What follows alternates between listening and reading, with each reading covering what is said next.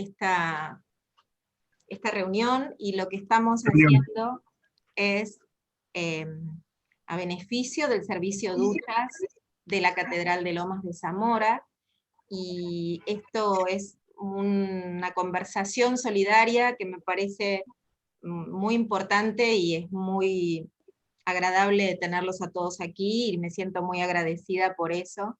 Así que bueno, agradecerles y contarles que la dinámica, un poco el plan de vuelo de esta reunión, es que vamos a ver un breve PowerPoint con un marco temático, digamos, del tema que vamos a charlar, y después se abre la conversación con la experiencia, con el vínculo de ustedes con la palabra, con la poesía o con el lenguaje y con la metáfora.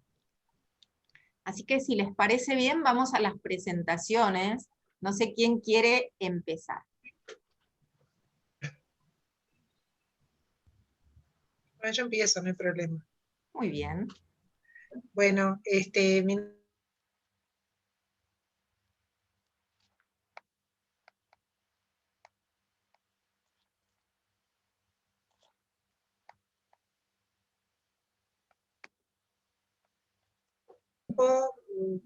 siempre andamos a mí me gusta mucho escribir, pero siempre uno trata de buscar su voz. Y realmente, bueno, he encontrado en ese apoyo en Rosana, en esa búsqueda, he encontrado muchos pilares importantes para mí. Así que bueno, y compartí con compañeros maravillosos, entre los cuales está aquí Fabiana. Hemos compartido talleres lindísimos. Había 2 compañeros más que no sé si se van a integrar.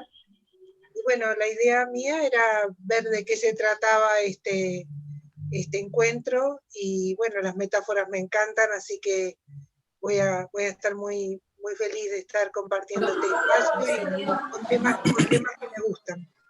Muchas gracias, Nedi. Yo lo que voy a pedirle a Elías es que por favor grabe también, porque a mí se me desconecta y se me conecta.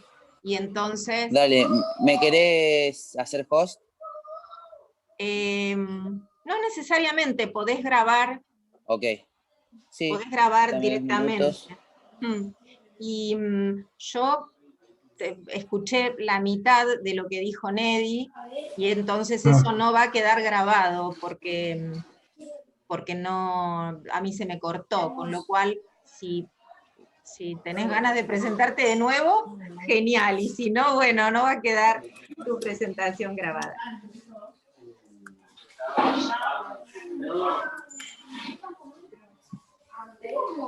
Como tú quieras, Rosana, hay mucho ruido de fondo.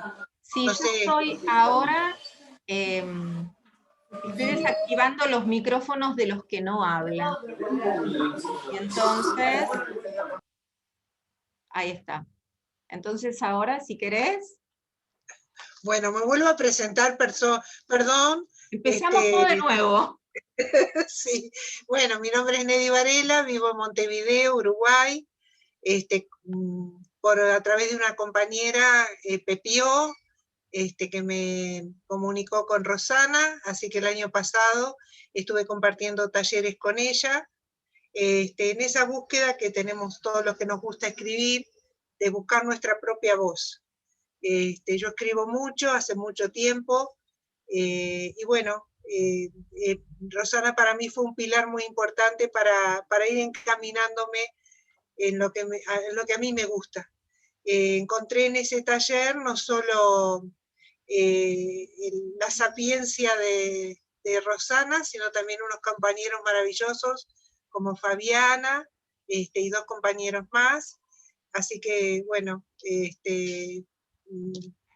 yo soy médica, estoy retirada, estoy jubilada, y bueno, escribo mucho, tengo personas a las cuales les explico, les enseño algo de lo poco que sé, pero bueno, comparto ese placer de la lectura y de los comentarios con otras personas, y hacemos lindos grupos digamos, de revivir distintos autores. Bueno, esa es mi vida. aparte de mis nietos. Muchas gracias, Nedi. Bueno, ¿quién va a seguir? Bueno, sigo yo, Fabiana. Bueno, la poética no es lo mío es más la narrativa, pero justamente el año pasado, compartiendo el taller con Nedi y con Cristian, que también estaba, ellos eran más de la poética y como que yo me fui introduciendo en ella, y bueno, me empezó a tirar un poquito. Para mí me resultaba por ahí, la poética me resulta un poco más fácil, porque como lo mío es cortito y al pie, o sea, muy sintético lo mío, me resultó más fácil la poética en ese momento que la narrativa, porque soy como de pocas palabras, y para la narrativa hay que tener mucha más palabras para incorporar. Entonces, me resultó más la poética, me empezó a gustar. Así que bueno, por eso por ahí me interesaría sobre estas conversaciones, y aparte siempre me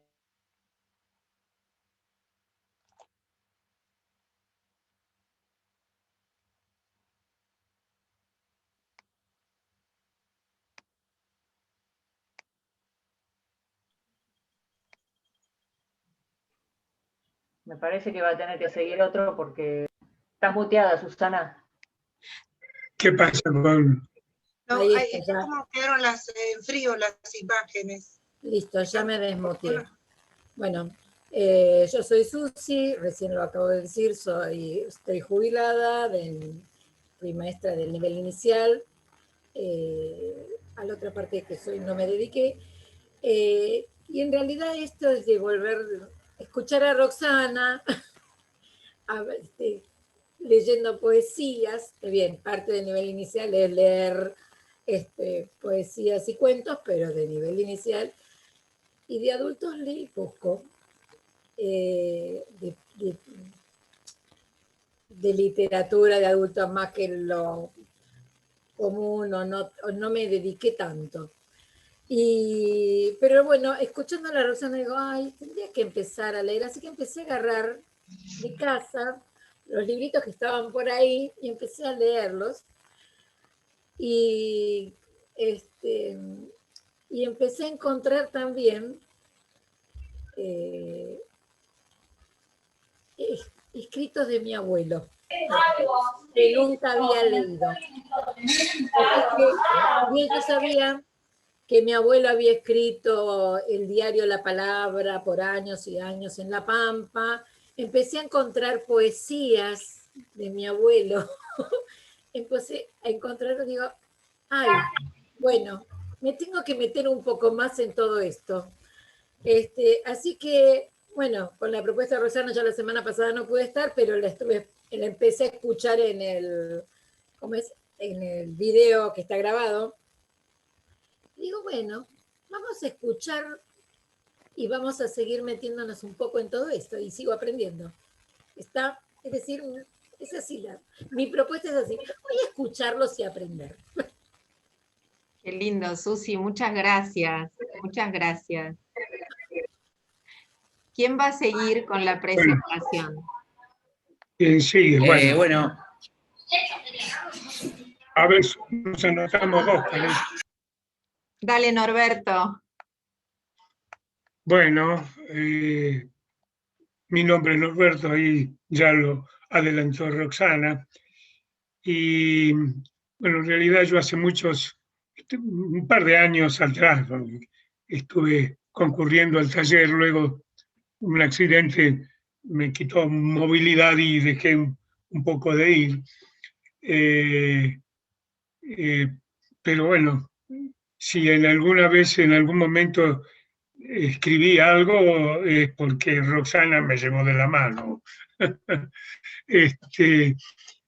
Y en cuanto al tema de hoy, más que el tema me convoca un poco quién lo va a desarrollar, realmente, porque me va a hacer entrar nuevamente en tema, y aparte sé que me va a aportar más cosas de las que uno ya puede estar sabiendo.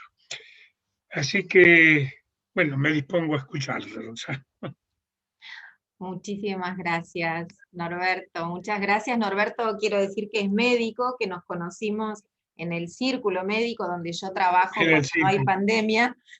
Y bueno, y allí él empezó, nos conocimos allí, la verdad que es un placer, y es un escritor macedoniano muy interesante. Bueno, no sé quién quiere seguir. Tengo un tema técnico, a ver si... yo no sé cómo tengo que hacer para dejarte grabar, permitir grabar, ahí está. Ahí está, ya está. Perfecto, gracias, Roxana. Dale, y Listo, acá también. ahí estamos grabando. Perfecto, estás en dos.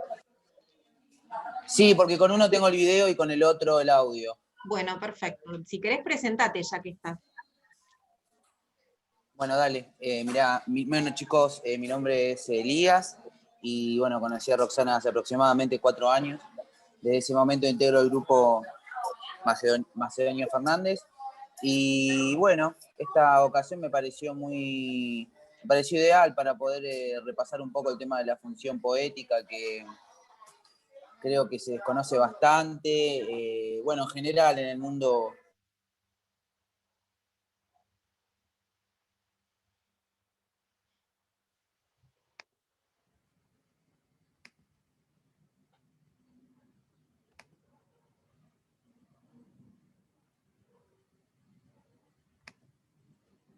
Me parece muy valioso.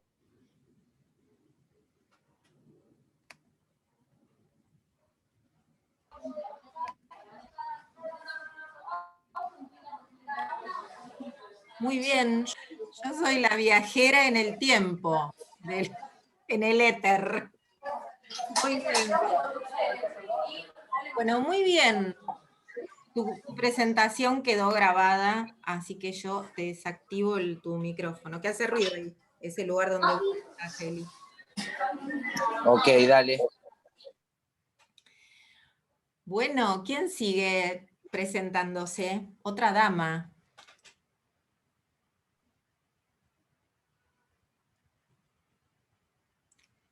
Marisabel Nieves.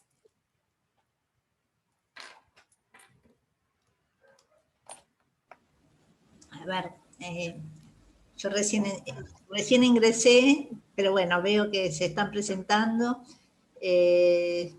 Soy María Isabel Pasos. A mí me interesa mucho el tema de función poética, siempre me convoca y bueno, por eso, y bueno, escucharla a Roxana y las cosas que organiza siempre son cosas muy interesantes, así que por eso es que ingresé. Muchas gracias, muchas gracias. Disponible, todo oídos, y me va a gustar escuchar sobre este tema. Muchas gracias, May. ¿Nieves? Acá estoy. Buenas tardes a todos. Bueno, Hola. me siento identificada con todas las presentaciones, esto de buscar, que decía Nedi, la propia voz. En esa búsqueda estoy, y siento, como dice Norberto también, que tengo la mejor guía, la de Roxana, y los encuentros a los que asisto desde el 2017, tanto talleres de lectura como de escritura, bueno, son terapéuticos, y a veces no tengo tanta producción propia, pero me enriquezco muchísimo con las producciones de mis compañeros, y siento que me están formando para hacer, vaya a saber qué. Estoy en construcción, y bueno, la temática de hoy es súper atrayente, y el hecho de que sea así, una conversación solidaria, la hace aún más atrayente. Así que bueno, a disfrutar este espacio. Muchas gracias, Nieves. Y entonces, David, te escuchamos. No te escuchamos, estás muteado. A ver.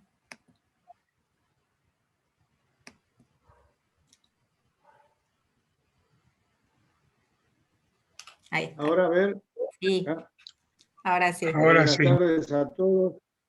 Es un gusto estar participando de este encuentro y, en síntesis, desde que comencé a publicar mis primeros libros, sigo la idea de César Vallejo. Él consideraba que la poesía era el tono verbal de la vida. Más o menos sigo ese camino. En cuanto a qué me convoca hoy, bueno, por supuesto, Roxana es una referente ineludible. Así que me gusta mucho estar en esta oportunidad junto a todos ustedes. Muchas gracias, David. Y bueno, recordamos que esto es una conversación solidaria, que vamos a ir entrando en tema. Y yo, escuchándolos a ustedes, me interesa mucho hacer una distinción. Hoy una de las chicas también del taller de narrativa me puso, no voy a poder entrar, qué pena, pero igual no es mi tema, la poética. Y yo soy narradora, soy cuentista, pertenezco al mundo de la narrativa. Entonces me parece que es muy importante hacer esta distinción cuando hablamos de función poética, porque justamente si hay algo de artístico en un cuento, en una novela, en un texto narrativo, eso tiene que ver con la poética, eso tiene que ver con la función poética. Está buenísimo porque después... Ahí, Te habías quedado, ¿eh? ahí volviste. No se te escuchó nada lo que estuviste diciendo. No, está buenísimo porque después, cuando hagamos la edición de este video, mi coequiper, Elías Atala, va a estar pegando, cortando y pegando los fragmentos. Bueno, yo no sé hasta dónde se escuchó, pero voy a arrancar como un poco de nuevo. Digo, más o menos sé cuándo me fui, o sea que voy a empezar desde ahí. Digo que hay una distinción que hacer que es importante, que es en términos de función. Una cosa es cuando hablamos de poema como dispositivo a través del cual vehiculizamos una propia voz, una propia poética, decimos los escritores. Algunos lo llaman estilo, yo prefiero llamarlo poética. Pero cuando hablamos de función poética, estamos hablando de una función del lenguaje. La poética está en todos lados, la función poética está en todos lados. Esto puede tener cierta estética que tiene que ver con lo solidario, que tiene que ver con una cierta belleza de una actitud frente a la vida. ¿Se entiende lo que estoy diciendo? Entonces vamos a ir entrándole a esa distinción, porque si algo hay de artístico en los cuentos de Cortázar, en los cuentos de Borges, en los fragmentos macedonianos, en las hermosas novelas de Paul Auster o de Franz Kafka, eso tiene que ver con la función poética, tiene que ver con ese plus de sentido que a veces es un poco difícil captar, asir, digamos, como que se nos escapa, pero por suerte y por bendición de todos estos grandes pensadores que se han ocupado y que se siguen ocupando de investigar sobre esto, tenemos marcos teóricos y tenemos dispositivos para acceder de algún modo a esto que es tan complejo y viene todo junto, digamos, en el lenguaje, ¿no? Así que si vamos bien, yo les voy a ir compartiendo pantalla para que veamos un breve PowerPoint y que esto quede un poquito más claro. Algo que yo no llegué a escribir en el PowerPoint por una cuestión de tiempo de mi semana, es la cuestión de cómo entramos técnicamente o teóricamente al concepto de metáfora como figura literaria. Y entonces, después de terminar con el PowerPoint, brevemente voy a decirlo oralmente, si a ustedes les parece bien. ¿Vamos bien? ¿Vamos con el PowerPoint? ¿Quieren? Vamos. Ok. Aquí estamos. Entonces, ¿se ve? Sí. ¿Sí? Sí, sí. Bueno, bienvenidos. Bienvenidos a Casa Escherpa. Bienvenidos a Casa Escherpa. Muy bien. La palabra dice lo que dice, y además más, y otra cosa. Alejandra Pizarnik. Me reporto sencillamente a la poesía. El título de esta placa remite a una cita de Fernando Pessoa, poeta portugués, que descreía de las biografías autorales. Cortó, ¿no?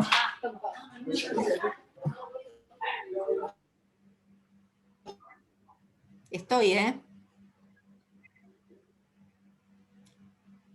La idea es que ustedes lo puedan ir leyendo. Si yo me voy en algún momento, está el PowerPoint para que ustedes puedan seguir la lectura, ¿ok?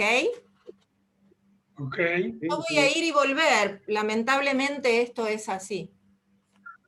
¿Vamos de nuevo? Pero ustedes pueden leerlo, ¿verdad? ¿Lo tienen a la vista? Sí, sí, se puede leer. Sí, se ve. Perfecto. Se ve. Entonces yo lo voy leyendo, pero si me voy, vuelvo, ¿ok? Bien. Me reporto sencillamente a la poesía. El título de esta placa remite una cita de Fernando Pessoa, poeta portugués, que descreía de las biografías autorales históricas y por el contrario creía en las biografías literarias. Los que estuvimos aquí el jueves pasado recorrimos breves caminos orientados a la narrativa, un tipo de encadenamiento significante a partir del cual nos constituimos seres humanos. Diferenciamos las nociones lingüísticas saussurianas de significante y significado para dar cuenta del atravesamiento de la barra separadora entre ambos términos de producción de sentido.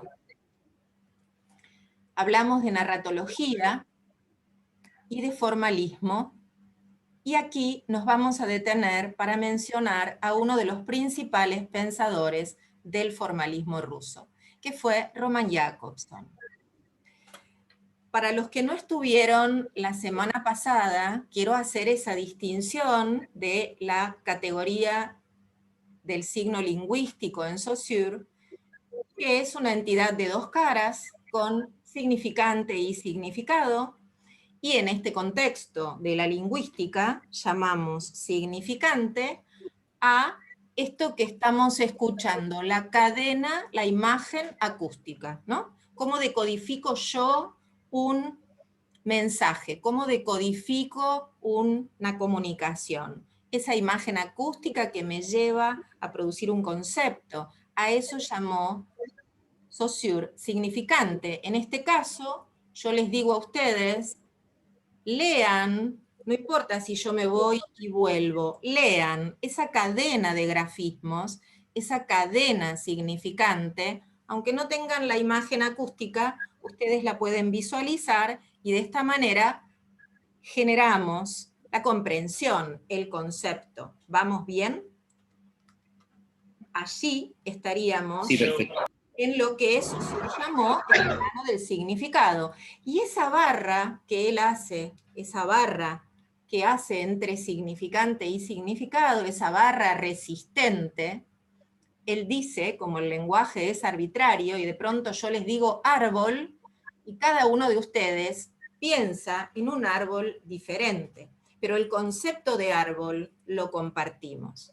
Uno tendrá las hojas más grandes, otro será un roble, otro será un arbusto pequeño, pero el concepto de árbol lo tenemos y cada uno va a producir ese concepto o va a tener la imagen mental en términos de Saussure que pueda producir en ese momento. Ahora bien, narratología fue esa ciencia, esa pretensión de ciencia que de algún modo apareció en Francia, ¿no? que acuñó Tzvetan Todorov en 1969. Y el formalismo ruso está antes. ¿Y qué hicieron los formalistas? Estudiaron los modos en que un texto es literario o no. Eso que diferencia un texto, una carta, por ejemplo. Yo ponía este ejemplo la semana pasada. ¿Qué hace que la carta al padre de Kafka sea literatura y que la carta que yo le escribí a mi mamá cuando estaba en Bariloche de viaje egresada no lo sea? Ese gran misterio de lo literario es lo que investigaron, lo que empezaron a investigar los formalistas. Uno de los formalistas que se metió con la cuestión de las funciones del lenguaje fue Roman Jakobson, y acá lo tenemos a este señor. Y vamos a la función poética. ¿Vamos bien? Estamos congelados. Ya vuelvo. Entre ellos Roman Jakobson. Ya volví. Ah, buenísimo. Vos dejalo que yo voy y vuelvo, o sea, que lo lean, que lo vayan leyendo, que está... Bueno, dale. Está bueno. ¿Qué es función poética? Llamamos función a una actividad específica que se realiza dentro de un sistema de elementos con un fin determinado. La función poética del lenguaje, también conocida como función estética, es aquella que prioriza las formas de la enunciación por sobre otros elementos del discurso. Prioriza las formas de la enunciación por sobre otros elementos del discurso. Para distinguirla, me voy a remitir al esquema de comunicación de Roman Jakobson en Lingüística y Poética de 1960, donde, como formalista, presenta su modelo de 6 elementos de la comunicación humana, sobre la base del modelo clásico de Karl Bühler.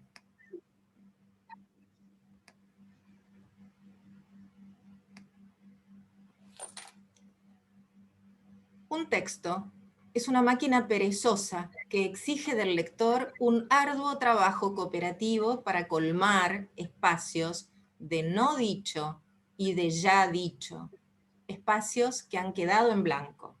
Umberto Eco. Digamos en principio que si un emisor que va a enviar un mensaje a un receptor pretende lograr que el mensaje comunique algo, deberá remitir a un contexto accesible tanto al emisor como al receptor. Y dentro de este contexto será necesario un código común a ambos. Ese código va a circular a través de un canal que posibilitará su propagación. Digamos que si yo viniera y les hablara en chino, la clase no tendría sentido, ¿no? Emisor, receptor, mensaje, contexto, código y canal son los 6 elementos propuestos en este esquema de la comunicación humana. Ahora bien, Roman Jakobson avanza sobre este esquema y plantea que nunca esos 6 elementos funcionan en términos simétricos. Jakobson plantea que siempre hay uno que es dominante. ¿Vamos bien hasta acá? Perfecto. Sí, venimos bien. Quizás conocidos y estamos refrescando para dar entrada a esa distinción que hace Jakobson, ¿verdad? Dominantes y funciones. Cuando ese dominante está puesto en el emisor, la función que rige el mensaje es emotiva o expresiva y nos permite mostrar nuestra actitud respecto de lo que comunicamos como emisores, ¿verdad? Por ejemplo, me siento agradecida por la cantidad de contribuciones al servicio duchas provenientes de este encuentro. Emoción que se transmite. Cuando el foco del discurso está puesto en el receptor, la función es conativa y se manifiesta en los vocativos. Por ejemplo, algunos de ustedes, queridos asistentes, ese es el vocativo, ese nombrar al otro. Algunos de ustedes, queridos asistentes, tienen sus cámaras encendidas, otros no. Estas funciones estaban ya presentes en el modelo de Buehler.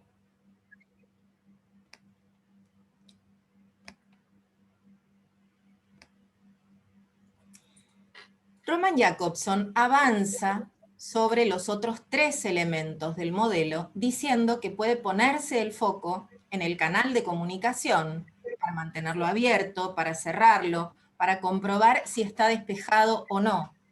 Y esta es la función fática. Por ejemplo, ¿estamos conectados? ¿Se escucha? ¿Está bien? Sí. Cuando el foco está puesto en el código, intercambiamos información acerca del propio lenguaje y esta función se llama metalingüística, más allá, ¿sí?, del lenguaje. Por ejemplo, fática es un vocablo que utiliza Jakobson para dar cuenta de la función que se centra en el propio código lingüístico. Proviene del griego fatikos y significa asertivo. Y por último, la función poética. Y es aquí donde nos vamos a centrar para dar lugar a esta conversación, porque esta es la función que predomina en cualquier manifestación artística que incluya lenguaje. Esta función no va a estar regida por lo que comunica, sino por lo que puede significar. Allí estamos en la barra resistente entre significado y significante, y en la distancia que en la metáfora siempre es mucho mayor que en la palabra comunicacional. Es decir, Jakobson va a distinguir entre comunicación y significación.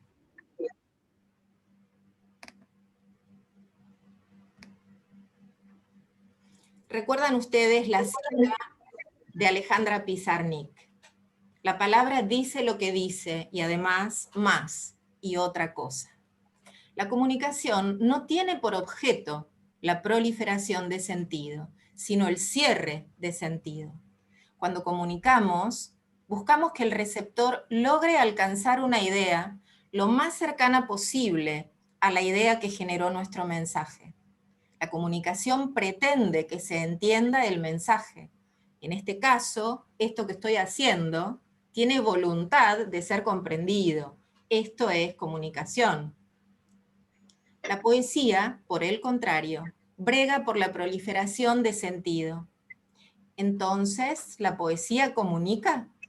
La poesía comunica, claro que sí, pero siempre comunica más y otra cosa. Bien, acá tenemos el esquemita típico para recordar, digamos, cuáles son las funciones cuando el dominante está colocado en alguno de los elementos de la comunicación, del esquema básico de comunicación, donde tenemos emisor y receptor, y entonces el emisor va a producir un mensaje en un contexto referencial a través de un código que va por un canal determinado. En este caso, el canal sería la plataforma Zoom, por ejemplo, ¿no? ¿Dónde está puesta la función poética? Puramente en el texto, puramente en el mensaje. ¿Qué quiere decir esto? que no hay nada, como dice Derrida, por fuera del texto. Nada hay por fuera del texto, dice Derrida. Esto tiene que ver con la posibilidad de producción de sentido a partir de la lectura, ¿no? Esto en narrativa o en poesía. Poesía no es el poema, no necesariamente. El poema es el texto poético, pero muchos textos narrativos son pura poesía, incluso ensayos literarios. Bien, y ahora sí, abrimos el debate. Muy bien, a ver si puedo dejar de compartir, así nos vemos todos de nuevo. Ahí está.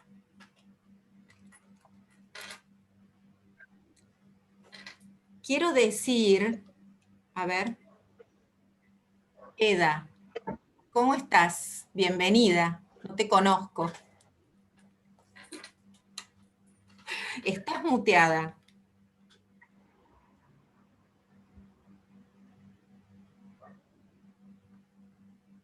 No.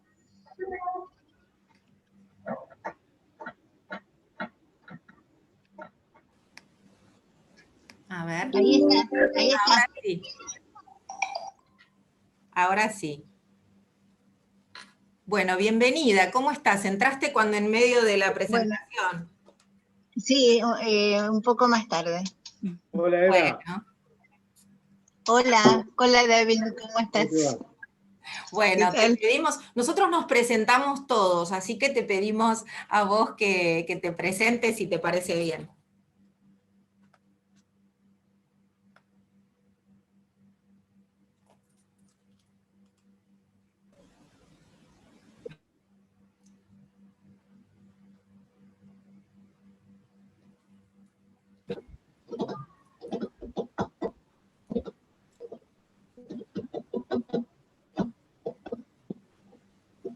No escuché nada. Volviste. Ahora sí, pero no escuché nada. Es que no hablamos, cuando te fuiste no hablamos más. Parece. Muy Estuvimos bien, me esperando. parece muy bien. No, le estaba pidiendo a Eda que se presentara, porque nosotros nos presentamos todos y ella no se presenta todavía. Bueno, soy Eda Sartori, escritora, escribo poesía, narrativa, ensayo, y tuve la invitación por David Sorville, así que acá estoy. Me resultó lo que escuché, lo que leí, porque creo que entré tarde, pero pude escuchar todo. Me resultó muy, muy interesante. Bueno, muchísimas gracias por tu presencia y muchísimas gracias porque esto tiene ese objetivo que es una conversación solidaria y realmente es muy, muy, muy bueno y me siento muy agradecida por la presencia de todos ustedes. Decíamos que les contaba que les iba a mencionar algo en relación a la metáfora y a lo que serían las verdades de la metáfora, ¿no?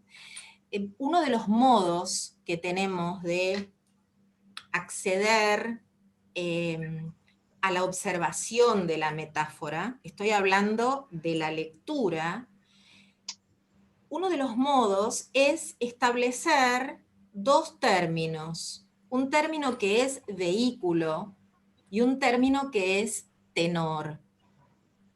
En algún esquema futuro lo vamos a ir viendo esto en PowerPoint. Cuando digo un término que es vehículo, estoy hablando del plano significante, estoy hablando de la metáfora que nosotros leemos, que nosotros escuchamos. Cuando hablo del tenor, estoy hablando del plano significado. Estoy hablando de esa posibilidad que me da la metáfora de producción de sentido. Siempre, dice Barthes, un texto es un espacio de producción de sentido. El texto, en todos los textos, esto es un espacio de producción de sentido. Escucho, decodifico, comprendo, produzco. El texto literario, donde rige la función poética, esa función que está centrada en el mensaje y que está centrada en la estética del mensaje, abre una cantidad de posibilidades, y ahí tenemos la figura de la metáfora, ¿no? Con todas sus proliferaciones.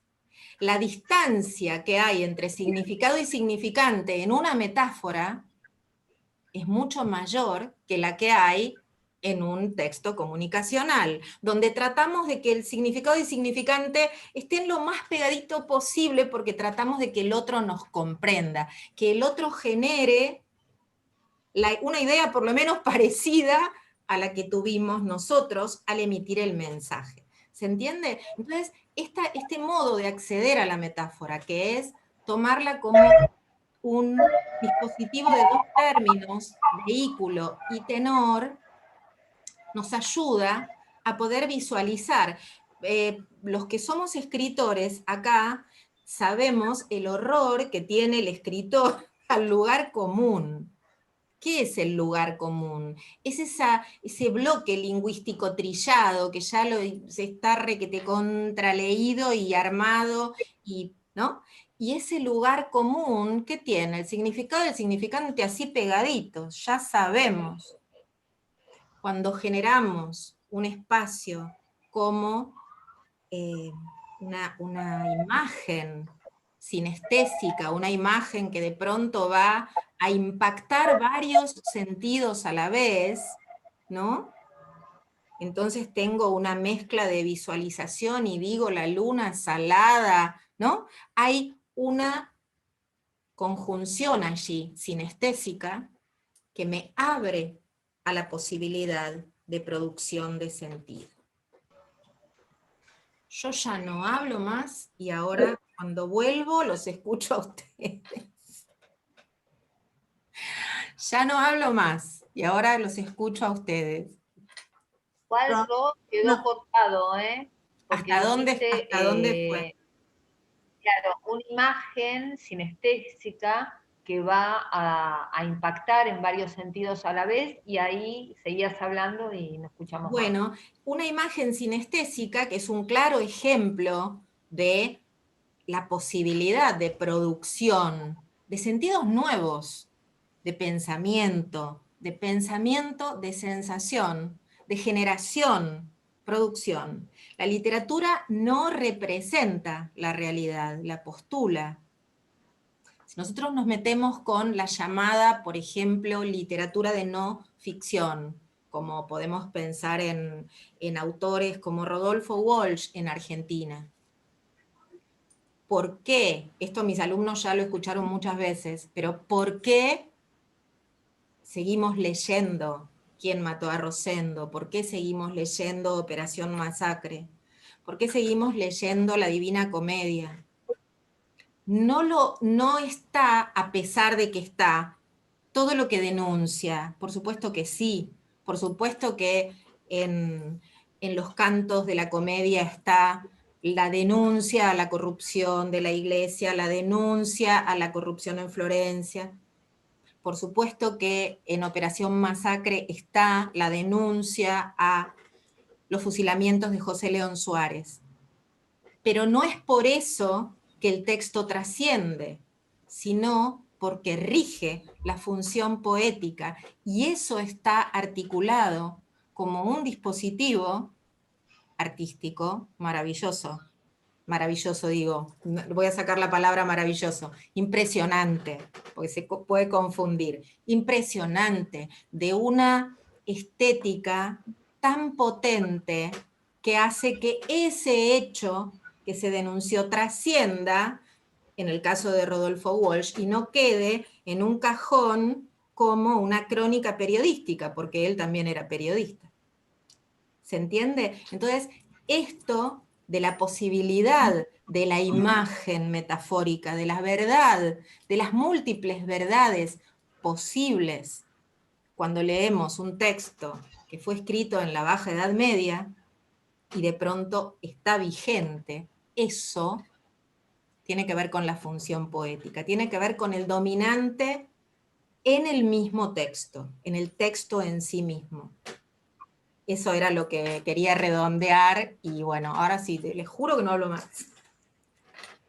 Ro, te quería preguntar, yo en 2 minutos tengo que irme, pero quería preguntarte, ¿podríamos decir que en la función poética se diluye esa barra tan sólida de significado significante? Yo diría que se atraviesa, yo Ujú. diría que se atraviesa con mayor fuerza. Lacan hace un chiste con respecto a eso, ¿no? Porque dice, si la barra es horizontal y yo la atravieso, es un signo más, y entonces tengo el plus. Y es un poco jocoso, pero es así, porque siempre hay Está bueno. un plus de sentido.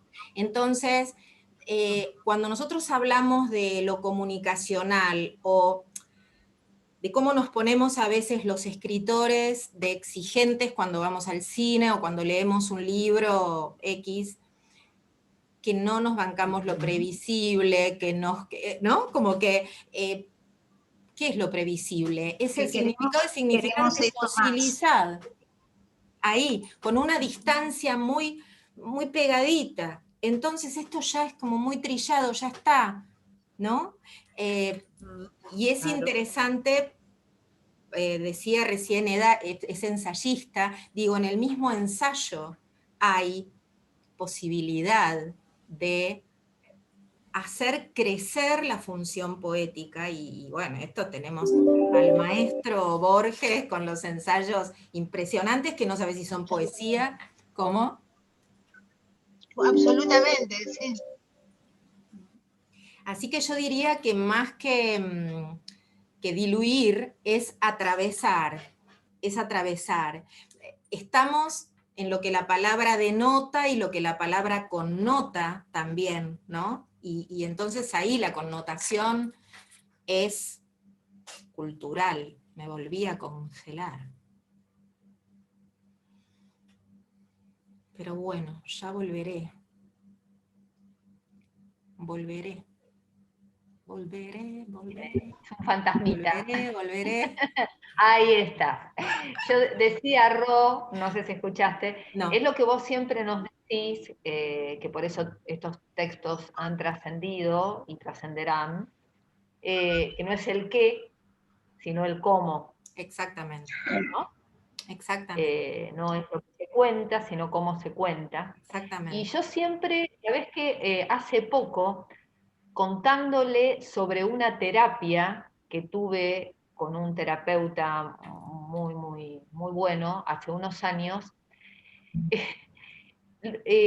logré comprender ahora recién, al contar hace pocos días, al contar esto que voy a contar ahora, lo vinculado que estaba con la función poética.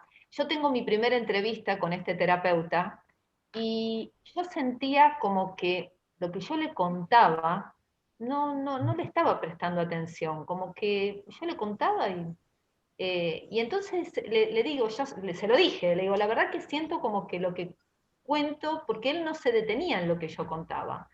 Y entonces él me dice, lo que pasa es que yo no hago hincapié en la anécdota, porque la anécdota es como que más o menos, o sea, me fueron infiel, los chicos son adolescentes, como que a todos nos pasan las mismas cosas. Yo estoy pensando en cómo vos procesás lo que decís. Yo, bueno, quedé ahí estampada, me costó, y cuando el otro día lo conté, que le conté a una amiga esta situación, dije, claro, no era el qué contaba, sino cómo lo contaba. Y dije, claro, esto es lo que siempre, o sea, linkeándolo con esta función poética que atraviesa nuestras vidas, por más que no queramos, o sea, por más que no digamos que no somos poetas, está muy vinculado. Y ahí es lo terapéutico, ¿no? También. Absolutamente. Bueno, una de las cosas, digamos, si Freud hace hincapié justamente en la cadena significante para buscar las formaciones del inconsciente. Busca donde vos estás hablando y te equivocaste. Ahí, en el furcio, en el chiste, en el sueño. Las dos figuras del sueño, que son la metonimia y la metáfora, ¿no? El desplazamiento de la metonimia y la condensación de la metáfora, son figuras retóricas. Y Freud lo toma todo de la literatura, de la retórica, trabaja con los románticos, trabaja con los mitos, ¿no? Arma todo su dispositivo teórico en torno al complejo de Edipo con el mito griego. Entonces, el psicoanálisis es un arte, sin duda, y después Lacan teoriza tiene directamente la teoría del significante, y esto es, bueno, se fue María Isabel, que es psicoanalista también, o sea que, pero se tuvo que ir. Entonces, esto que vos decís, y la palabra sana, por supuesto que sí, por supuesto que sí. Nunca es el significado en poética, sino el significante. Todo está en la cadena significante, y a partir de allí, es a partir de donde nosotros podemos, de pronto nos enfrentamos a un texto simbolista, a Mallarmé, y entonces allí podemos ir haciendo vinculaciones, asociaciones, no cualquier cosa, asociaciones a las que el texto me habilita, diría Humberto Eco, ¿no? En los límites de la interpretación, me habilita el texto, me invita, me genera determinados caminos que yo puedo ir recorriendo, que llamamos isotopías, ¿no? Y es muy interesante meternos con lo que es la función poética para la narrativa, para... Nosotros en el Macedonio Fernández, en los talleres Macedonio Fernández, tenemos el lema escribís como leés, ¿no? A partir de cómo vos entrás a la lectura, después tus producciones son, se complejizan, digamos. O sea, la idea, la función poética, sin duda, complejiza, pero no para hacerlo difícil, porque es muy distinto lo complejo de lo complicado, ¿no? Me volví a ir otra vez en el éter.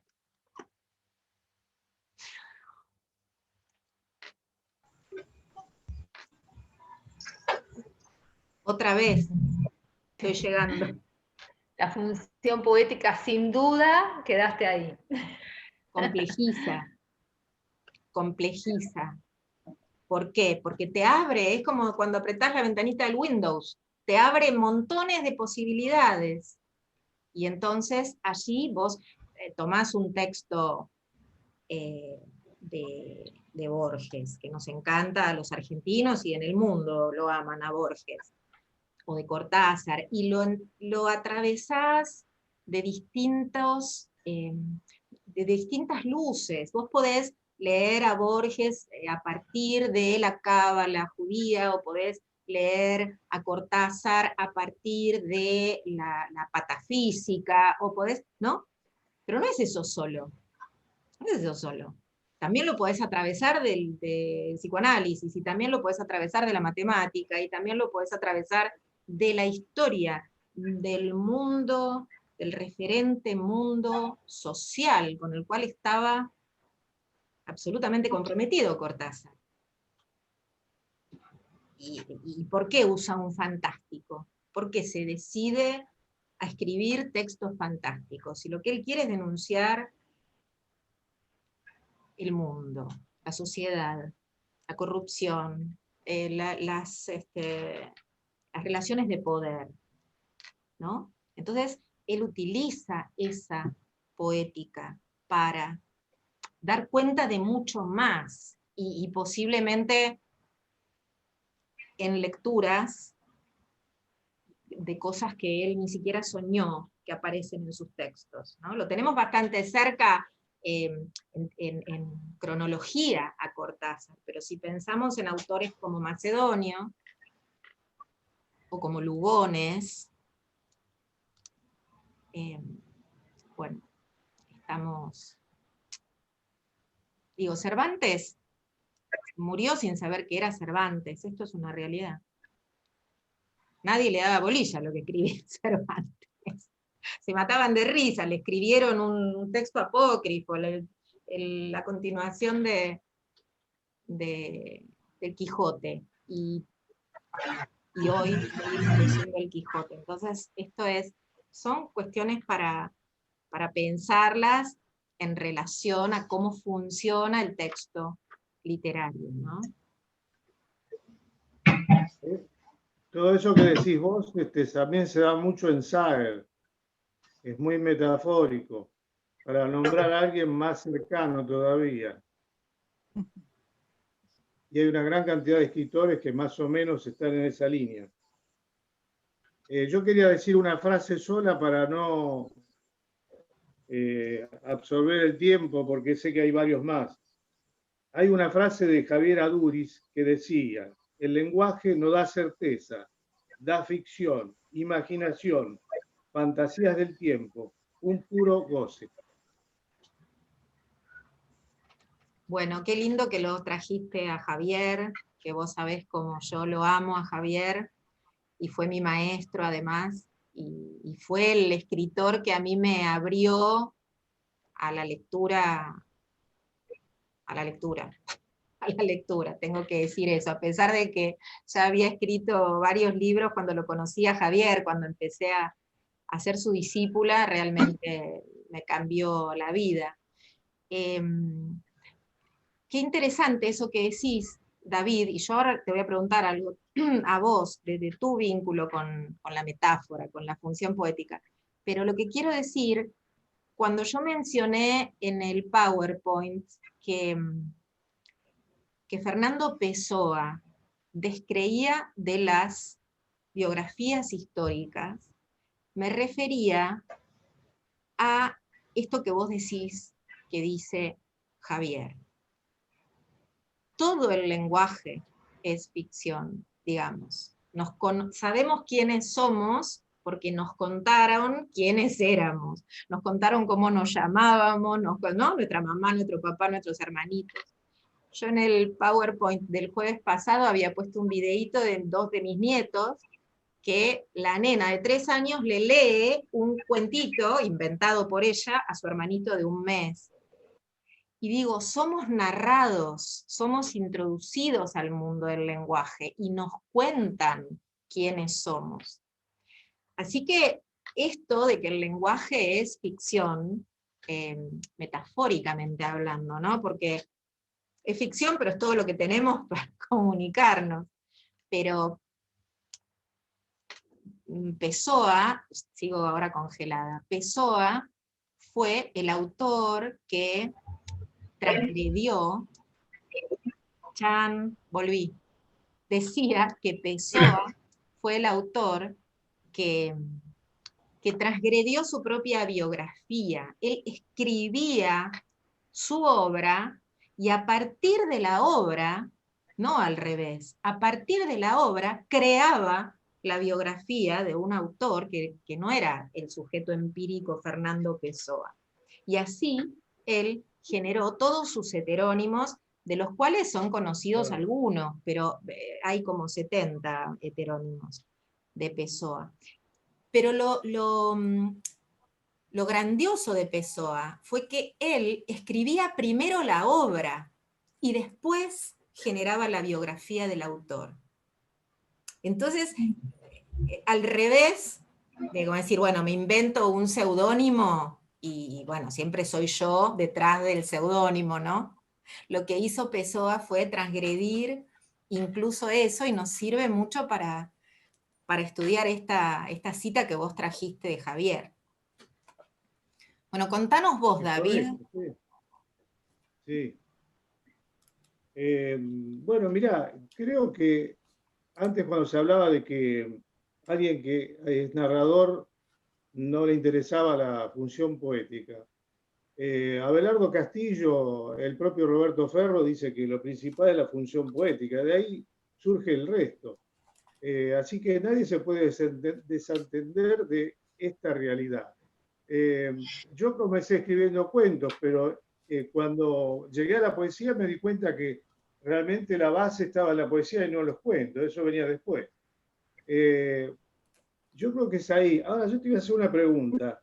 Cuando vos te referís a los dos elementos de la metáfora, también se podría dividir en un término real y otro imaginario, de alguna forma, haciéndolo más simple, digamos, ¿no? Está bien. Y yo creo que esa es la herramienta fundamental, la metáfora. El hecho de saber que uno está en un camino poético habilita la utilización de la metáfora.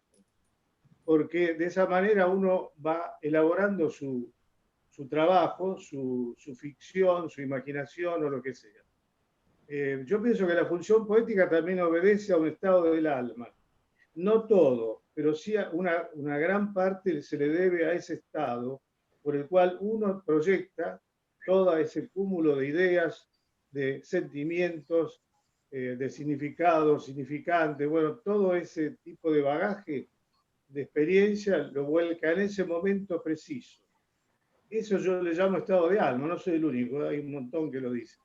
Pero hay algo indicativo, hay que a uno lo proyecta a hacer esa tarea. A mí me ha pasado en diversas experiencias, inclusive críticas sobre libros las he transformado en poemas y alguien me dijo que estaba muy bien haberlo elaborado de esa manera, porque era darle un giro a lo que era una biografía o un ensayo común. Darle un giro poético, aunque sea de una frase o una sola metáfora empleada, justificaba el resto. Bueno, eso es, en síntesis, más o menos mi experiencia. Gracias, David. Y por supuesto que esto que vos decís de los modos de nombrar los conceptos, tales como metáfora, por eso yo decía, una de las maneras de acceder desde la teoría o desde cierto dispositivo técnico a la metáfora es pensar en dos términos, uno vehículo y uno tenor, pero por supuesto que no es el único. Y hay montones de maneras, y de hecho, bueno, esas son las teorías, digamos, ¿no? Siempre que nos acercamos a la cosa, sabemos que la cosa es inefable y que la bordeamos, como que vamos probando algunos modos de acceso a la cosa. La cosa es imposible. Mira, uno de los últimos escritores que he estado leyendo es Héctor Libertela, bueno, que es un escritor macedoniano. Es Clara Silvana, bueno, que ha trabajado mucho sobre esos temas. Y realmente te encontrás con eso, hay un montón de caminos cruzados y es evidentemente macedoniano eso. O sea, un tema lo vuelve a tratar 20 veces.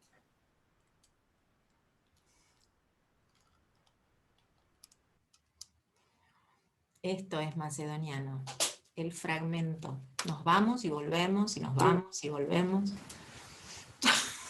Va haciendo todo un proyecto, como si fuera que le da fundamento a la propia memoria, ¿no? Tal cual. Me gustaría que le des la palabra a Eda, por favor. Bueno, cómo no. Dásela a vos. Eda, por favor, te quiero escuchar, sí. Te queremos escuchar. De verdad que no sabía, pensé que no sabía que iba a hablar. Bueno, creo que cuando uno comienza con un texto o está frente a ese trabajo de escritura, se pregunta fundamentalmente cómo lo digo, cómo lo expreso, desde dónde lo tomo. Y creo que la metáfora justamente es una forma de sintetizar el mundo. Honestamente, no conozco otra forma, porque las asociaciones que se cruzan y el espectro de imaginería, podemos decir, hace que podamos trabajar con esa forma, con esa, ¿cómo lo digo?, con esa enunciación. Y desde ahí se proyecta un mundo muy interesante que tiene que ver con investigar el lenguaje, deshacerlo. Yo creo que hay que deshacer, romper, quebrar, para poder reacomodar, digamos, en función de lo que uno quiere decir. No conozco otra forma de trabajo. Si me preguntan desde la teoría, me parece maravilloso, porque bueno, repaso además toda la teoría, ¿no? de la lingüística y de todos los estudios. Pero en cuanto al escritor, esa forma, ¿cómo les puedo decir?, de criminalizar el lenguaje, ¿no? Que posiblemente es lo que hacía Rimbaud, ¿no? Y que de alguna manera también esa forma de criminalizar el lenguaje también lo puso en su cuerpo, ¿no? Donde hay toda una interrelación de Rimbaud justamente haciendo carne de toda su función poética. Y también en eso coincido con David respecto de esta emoción, de esta sensación, les diría, mental y física, ¿no? Que se produce con la función poética. Bueno, ese es mi punto de vista. Muy bueno esto que decís en relación a lo experimental, ¿no? Todos los autores y bueno, por supuesto que lo mencionás a Rimbaud, y es un viaje realmente al infierno del lenguaje, tal cual, como su texto, ¿no? Como una temporada en el infierno, y es exactamente así.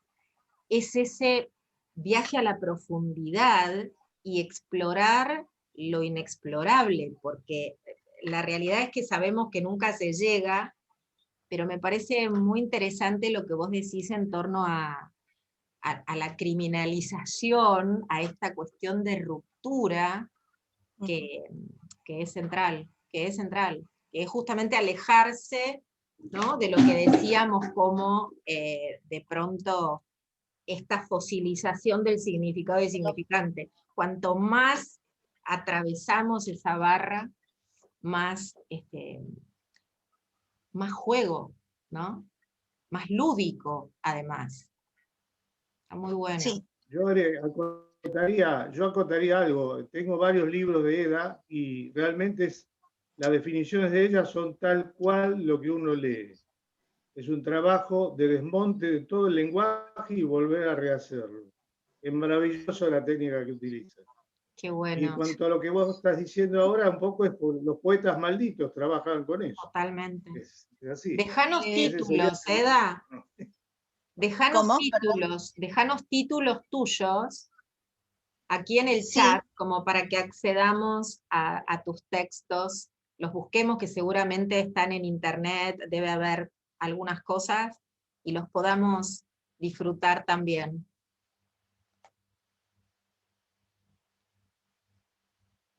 Chan, de nuevo. Este es el puro fragmento. Este Zoom es el fragmento lingüístico. Es el puro fragmento lingüístico. Es el silencio para poder producir después. Para la producción de sentido. ¿Quién más nos va a contar? ¿Nedi? ¿Norberto? ¿Quién nos va a contar? Fabi.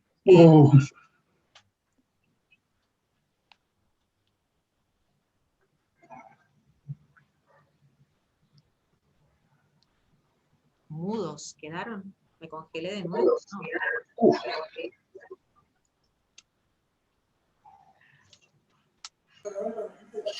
Bueno, a mí lo que me sorprendió un poco desde que vimos el tema de las funciones del lenguaje fue la tridimensionalidad que le dio Jacobson al modelo de Bühler, y eso la verdad como que por lo menos a mí me abrió un panorama a nivel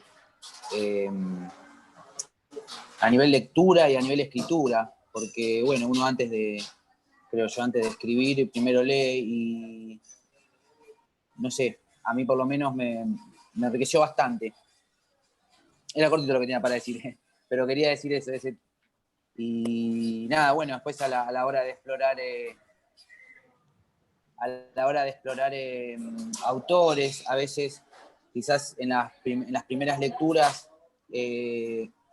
quizás buscaba tener un referente mundo constantemente a mi lado, como para sentirme que estoy tocando algo tangible. Y bueno, este tipo de ¿cómo se llama?, de conversaciones me ayudaron a poder entender la literatura de otro punto de vista y que no se me vuele la cabeza. Por ejemplo, al leer a Leónidas Lamborghini, que si uno está buscando un referente mundo constante, creo que es imposible poder abordarlo.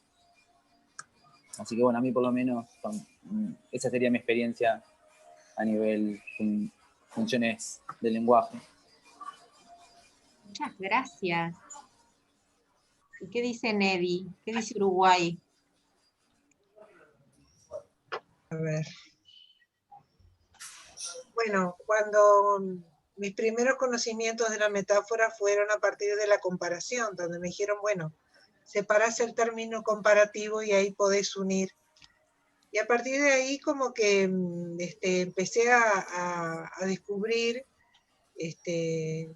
a jugar, porque realmente para mí la metáfora es como un juego de placer donde puedo unir distintos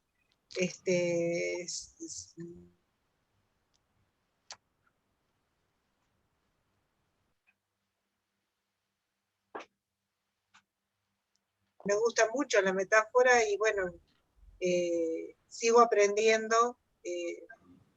Ahora estuve leyendo un poco sobre las metáforas audaces, y bueno, ver las características. No sabía que había metáforas bélicas, estuve también leyendo, y bueno, se va aprendiendo sobre la marcha, pero cada vez más maravillada con todo el mundo que nos abren las metáforas. La verdad que es y la forma que nosotros cuando hablamos normalmente, a veces no nos damos cuenta de que estamos continuamente usando la metáfora. No, claro, la gente no se da cuenta, pero de repente vos decís, ay, mi nieto es un angelito, y vos decís, es una pavada, pero a ver, en la sencillez está la metáfora. Y lo lindo, digo, que como al ser humano, pienso que la metáfora le ha dado un vuelo mental muy especial, una posibilidad mental muy grande, que nos ayuda a despejar la parte intelectual, a tener otra sensibilidad frente a las cosas también, frente a la naturaleza. Bueno, me gusta mucho el contacto con la naturaleza, buscar cosas, y todo eso, la metáfora también me ha ayudado. Así que bueno, ese es mi pequeño aporte para lo que puede ser para mí la metáfora. Qué bueno, Nedi, lo que decís, esta cuestión de despejar la cuestión mental, ¿no? Vos como médica, que de pronto el médico tiene toda esta cuestión con el cuerpo. Yo ahora me congelé, sigo hablando, después vamos a editar el video, y nadie me escucha, y hablo sola, como si fuera... Congelada. Ahí estoy. No, sigo hablando sola. Te decía que me encanta esto que decís de despejar la mente, porque Macedonio decía que escribía para poder pensar.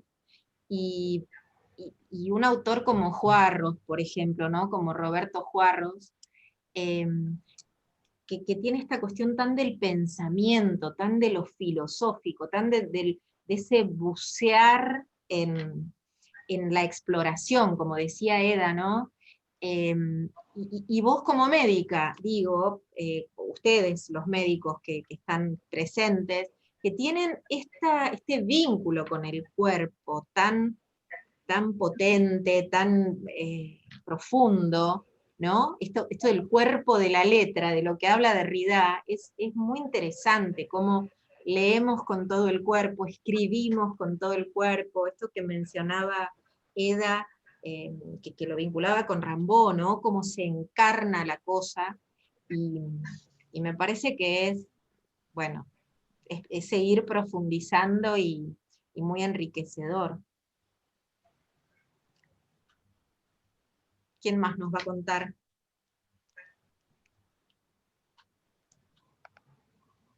David, tú y Roxana hablaron de un escritor de nombre Javier. Javier Aduriz. Aduriz. Estás muteada, Nedi. Javier Aduriz fue un escritor argentino, falleció en el 2012, un gran poeta, un gran queridísimo amigo y bueno, maestro. ¿Qué pasó? ¿Nos muteamos todos? 2011. 2011.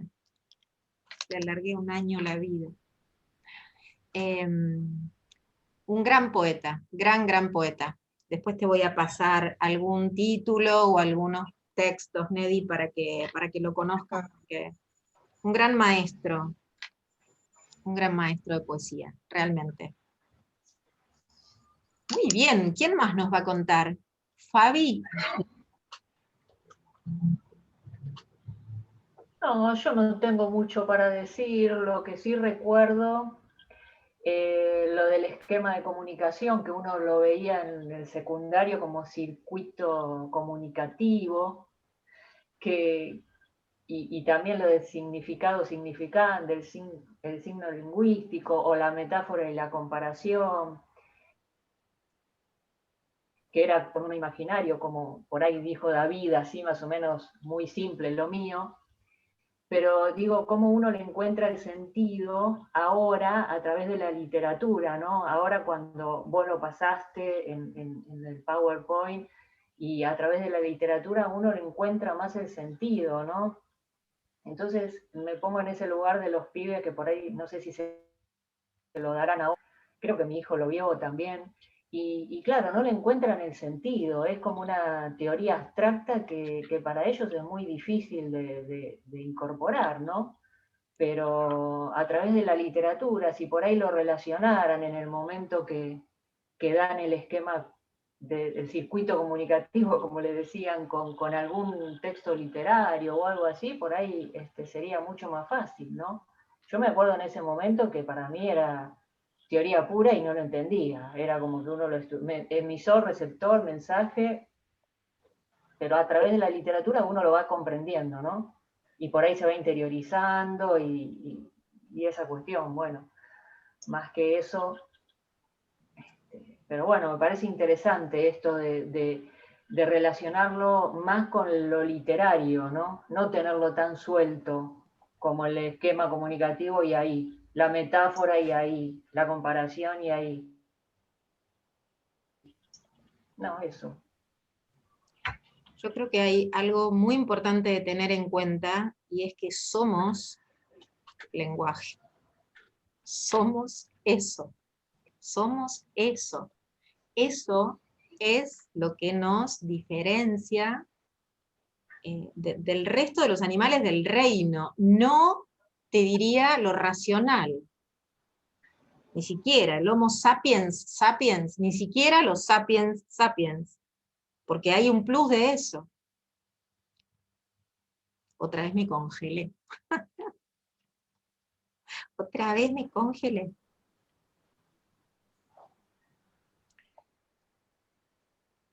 A ver si volvemos.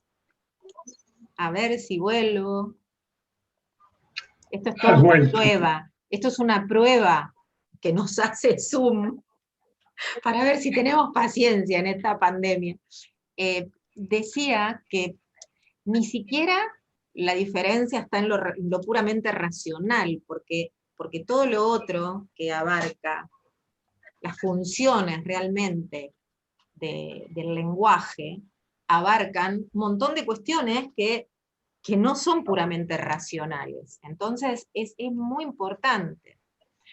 cuando vos decías, yo escribo narrativa, la narrativa también, en la narrativa también, esto es lo que me parece que está bueno hoy para vos, visualizar eso, cómo rige la función poética también en tu narrativa, y ir descubriendo un poco eso, ¿no? También. Y lo que pasa es que hoy por hoy estamos atravesados por una cuestión lingüística orientada a la funcionalidad del mercado, con lo cual estamos en el mundo del marketing, en el mundo de la publicidad, en el mundo del periodismo funcional a, qué sé yo, los gobiernos, los no gobiernos, las oposiciones. Entonces, ir por la vía de lo poético, de lo artístico, ¿no? De esa función que hace al arte, me parece que, como decía David, que no solamente está, no sé si lo dijo hoy o lo dijiste el jueves pasado, no solamente en la escritura, digamos, en el arte todo, ¿no? Está en todo, claro, sí, lo había dicho la vez pasada. Claro, claro. Sí. ¿Y qué dice Sus?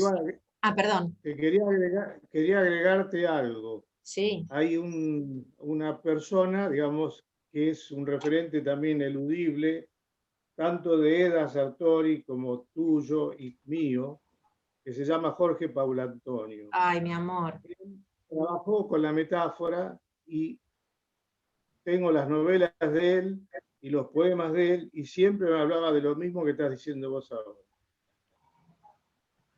Eda te puede contar mucho sobre Jorge porque realmente lo conoció, fue un gran amigo de él, y la verdad que me emociona recordarlo.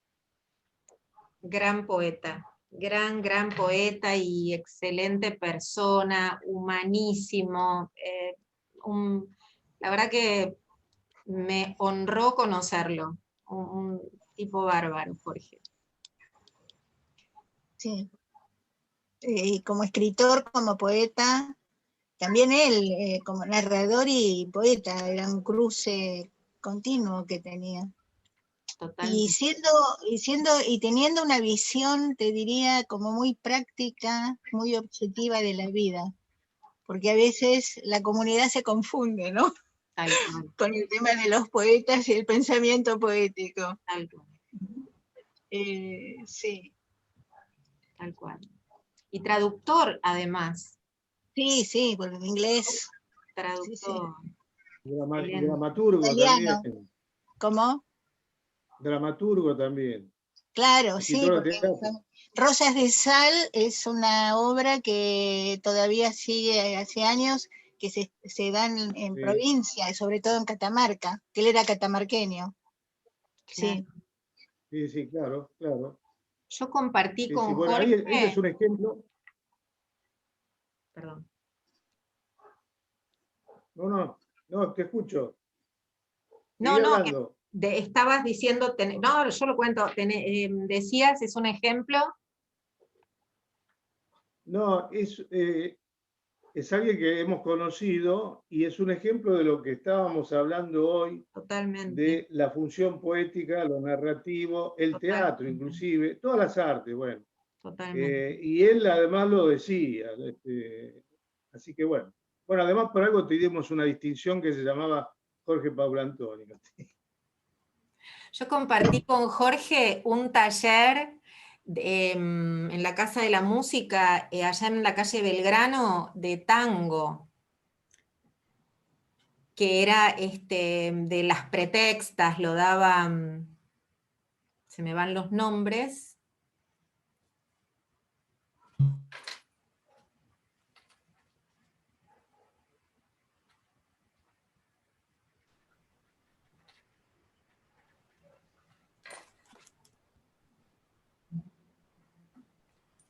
Hola.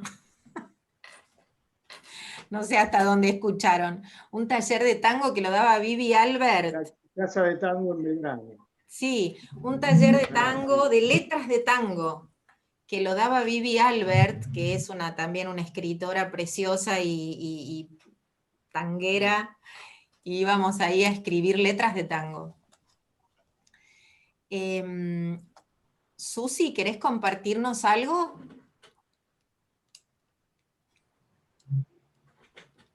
Estás muteada. No tenés micrófono. Esperá, no tenés micrófono. No te escuchamos. Ahí va. Si bien hablaron todos para todos, yo me tomé mis propios apuntes de lo que me interesa, que tengo que volver a mirar, que tengo que volver a investigar, o que tengo que investigar.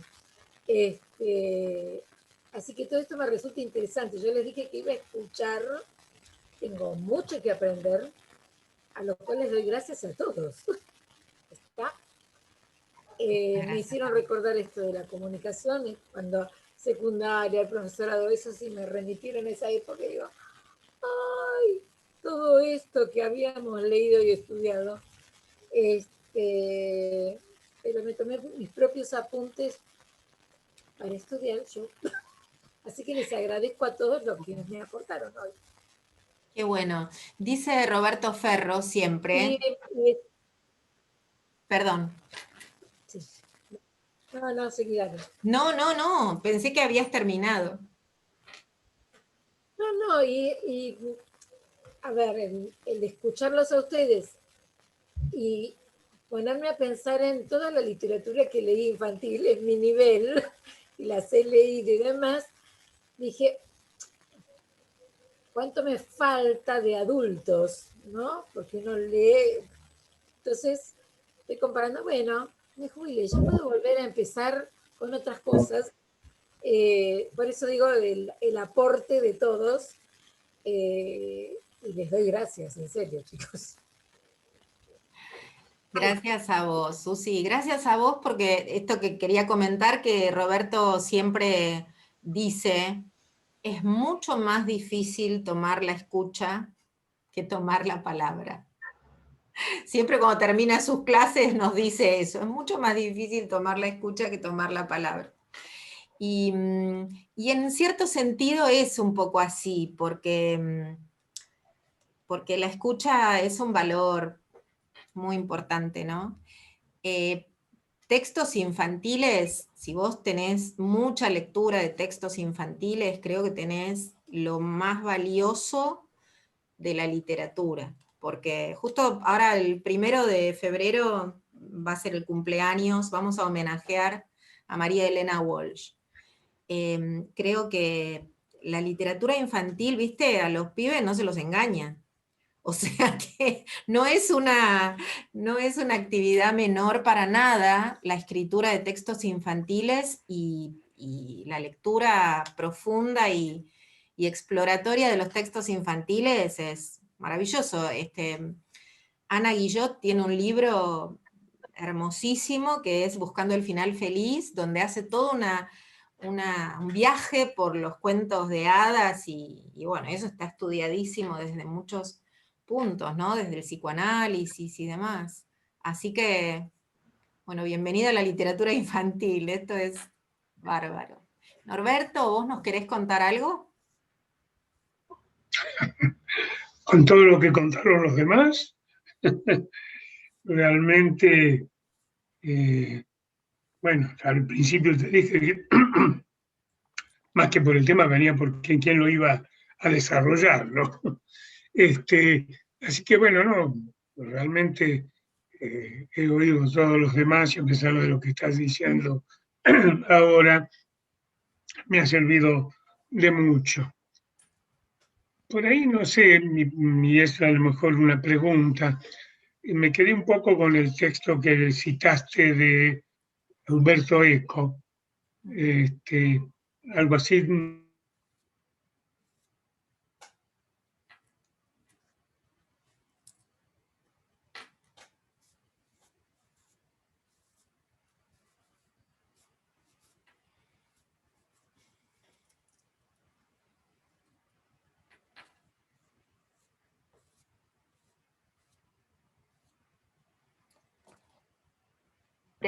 Rose quedó congelada. Volví. Yo te leo. Sí. ¿Estás? Volví. decía Ro que le recordaba el texto de Humberto Eco, Ujú. Sí, porque yo le saqué, porque me encantó, que dice, a un ver. texto es una máquina perezosa que exige del lector un arduo trabajo cooperativo para colmar espacios de no dicho o de ya dicho, espacios que han quedado en blanco. Está. Es Bueno, no sé dónde. es un fragmento de Lector in Ya, Fábula, ¿sí? Es un libro de Humberto Eco. Humberto Eco trabaja muy profundamente los límites de la interpretación. Cuando habla de la máquina perezosa, él dice que si un texto viniera y dijera de una vez todo lo que tiene para decir, sería terrible, ¿no? Entonces, esta cuestión de que siempre hay algo más. Cuando yo era chica, y acá me acuerdo de lo que comentaba Susana y de lo que comentaba Fabi, te decía, la profesora de lengua te decía, de literatura, hay que leer entre líneas. Y yo decía, ¿qué querrá decir con esto de leer entre líneas, no? Y realmente comprender eso que nos venían repitiendo en el colegio desde...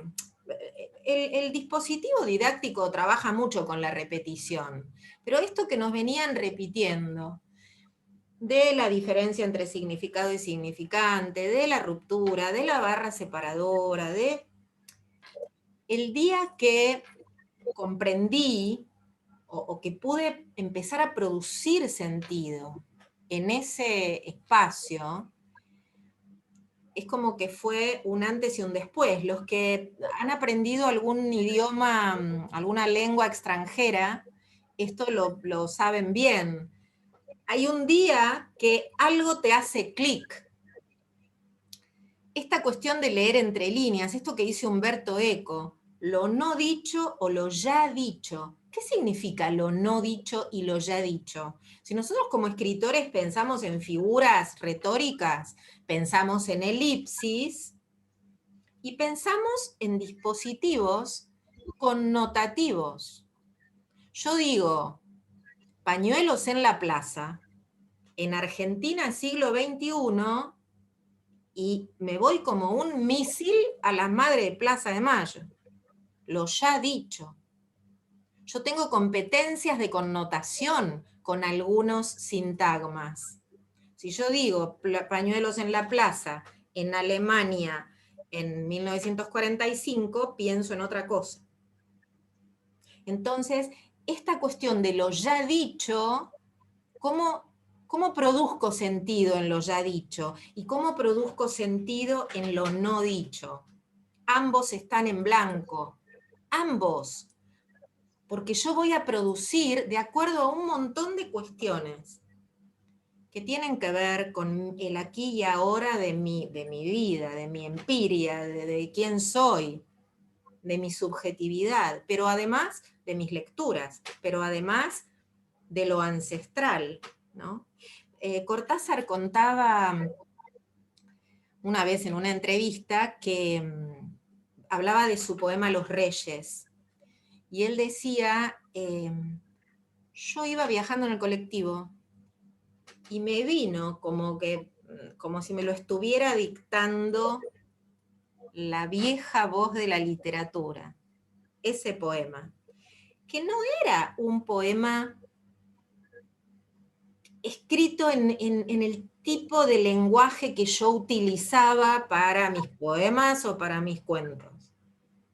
Era una cosa totalmente barroca, totalmente